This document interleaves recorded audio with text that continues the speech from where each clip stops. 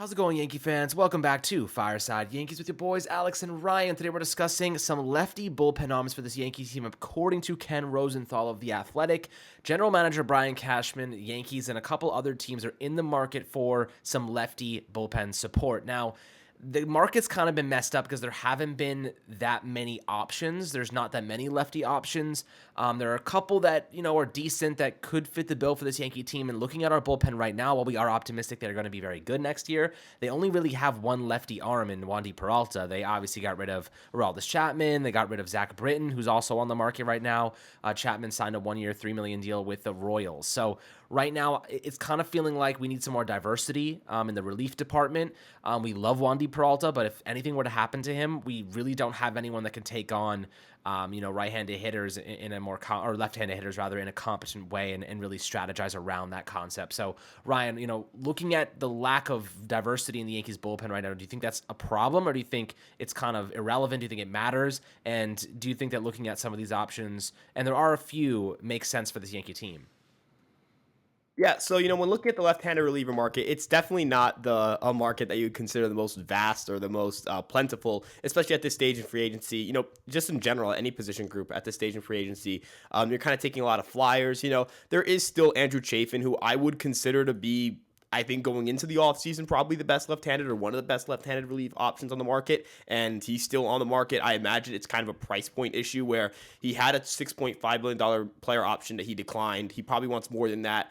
Teams probably don't want to push to, $7 or $8 million over multiple years for a guy who doesn't really have a market, even though he probably should. It's one of those situations where, he's kind of getting unfairly squeezed. But he's definitely on paper the best fit, not money wise, because the Yankees probably aren't looking to, trade IKF for, and shed $6 million just to add on $8 million more dollars. It doesn't really seem like something they're inclined to do. But if somehow his price drops, that's the kind of the easiest get right there. That's a 2.83 ERA last year, sub 3 peripherals in the Sierra, sub 4 peripherals across the board, ground ball machine, doesn't walk anybody really, generates a ton of strikeouts, kind of the perfect left-handed reliever for this team and the perfect complement alongside a guy like Wandy Peralta. But if you want to kind of look at, let's get a little crazy here and look at the kind of the depths of this market, there is Daniel Norris, who, on the surface is a very unimpressive pitcher. Last 2 years combined, the ERA well over 5. He has command issues. He's entering his age 30 season. This isn't necessarily the type of pitcher you look at and go, oh my gosh, this guy's going to go out there and just shove, but he does have a really elite slider. In terms of stuff plus, it has a 117.9 stuff plus. At least in the stuff department, he does have at least one pretty good pitch. In terms of his fastballs aren't necessarily great. His four-seam fastball gets some ride, but for the most part, it's been hit pretty hard throughout his career. The way I view things with, a guy like Daniel Norris is you take him on a flyer. He has a high spin fastball and a high spin slider. You kind of make him bump the slider usage a little bit. Maybe you transition him more into a sinker profile. Who knows? His changeups also had great results in his career. So, he's a guy who uses his fastball primarily 34.4% of the time. Maybe you just cut that usage. Maybe you just say, screw it. You're a slider changeup guy now, and see kind of where that takes him. But, that would be a flyer. I don't know if Daniel Norris would necessarily make this bullpen. I don't know if he would necessarily get a major league deal, but if the Yankees are kind of looking towards the depth of the market, I would say that's a flyer you take. And, it's a guy who's at least gotten strikeouts at the major league level. And when you're getting strikeouts at the major league level, you kind of just hope the other things click into place for a year or two. This kind of just feels like a flyer for the Yankees to take, and I wouldn't be stunned whether it's the Yankees or the Rays or the Dodgers or Cleveland, one of those, or Milwaukee, one of those teams that they're very inclined, they're very in tune with analytics. I think Daniel Norris will end up somewhere there, but I think that'd be a good flyer for the Yankees to take. Yeah, talking about Flyers, what is the opposition to maybe bringing back Zach Britton on a one-year deal? And it seems like the Mets have interest in him, obviously a little bit more of a veteran at this point in his career, coming off 2 seasons where he really just didn't pitch much at all. But, in his heyday, he was one of the best closers, one of the best bullpen arms in the game, and he's a high ground ball rate type of pitcher. Obviously, we did not see much action from him last season. I think he made like one appearance. It didn't even last an inning. Kind of got hit around a little bit, but pitched 18.1 innings in 2021. Like, his sample size is small over the last couple seasons, but coming off a full season where he didn't pitch because of the Tommy John surgery, now he's kind of back and feeling better. Is there any hesitation? His velocity in that inning hovered around 92 miles an hour, which is down 3 miles an hour. But again, it was his first outing in quite a while. He's 35 years old right now. So you're looking at a really cheap, the Yankees have done this in the past with guys like Corey Kluber. What is the opposition? Are you opposed to bringing back Zach Britton and taking a flyer on him at a cheap price point? Obviously, we let him go for a reason. I think they would have probably extended him, or not even extended him, but just re-signed him to a 1-year deal if they thought there was anything left to kind of extract. But given the state of the market right now and how thin things are, do you think there is a possibility the Yankees say, you know what, let's bring him back on a 1-year deal, really cheap, and just see if he's got any gas left in the tank? Or do you think we reallocate that money and say, hey, you know what, let's pay a little bit more for someone that's a little bit more proven? Yeah, so the one thing with Zach Britton that we're looking at here is, there's familiarity with the organization. I look at Zach Britton as, I think he's a good flyer as well. Like I mentioned Daniel Norris, like Zach Britton isn't a bad flyer by any means, right? If you're going to take a flyer, he's not going to cost a lot of money. There's an established relationship there. A lot of reports said he was very well liked within the organization. He was very well respected in his clubhouse. I don't see a reason why, if the Yankees and Britton could come to some sort of agreement on a price point, why that wouldn't be a good deal for the Yankees. He's a ground ball expert. The injuries are a big risk, right? And there's a lot of injury risk with Zach Britton. But again, it's not like you're investing, $5, $6, $7 million. This isn't a Tommy Canley deal either, where Tommy Canley got, $11.5 million over 2 years, because he ended the season healthy. He's going to the offseason healthy. They feel confident that his medicals are good. Like Zach Britton, he ended the season on the IL, right? He's coming off Tommy John, but there is, kind of this sort of honeymoon situation where, you have relievers or pitchers in general where right after they get Tommy John, they typically have a window where they don't have issues with Tommy John surgery or, a UCL snap or anything of the sort. There could be other injuries that arise, but a healthy offseason of Zach Britton, where he's going to be ready for spring training, hopefully, that's a risk you take. And outside of that, it's really Andrew Chafin or bust for me. I think Matt Moore's pretty good, but he can be a guy who starts a couple games for you and throws 80, 90 innings, right? Like that's more valuable than what the Yankees are willing to pay. Same thing with Andrew Chafin, right?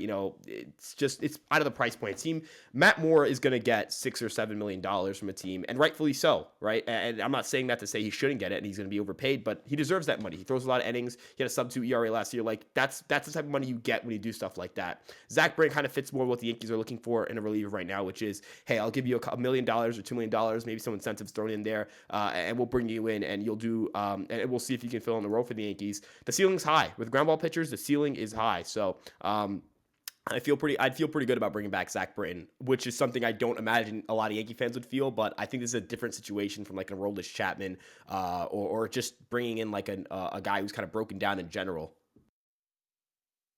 Yeah, I mean, I don't see a lot of opposition for it. Like, I wouldn't want to spend a lot of money on it, but maybe, something reasonably cheap, something that's not going to push us into a bad spot. Because right now, I don't think the Yankees are signing anybody until they figure out a way to get some of this money off the books, right? They're really, really close to that fourth luxury tax threshold at $293 million. So with that being the case, they're going to have to find a way to get some players off the roster.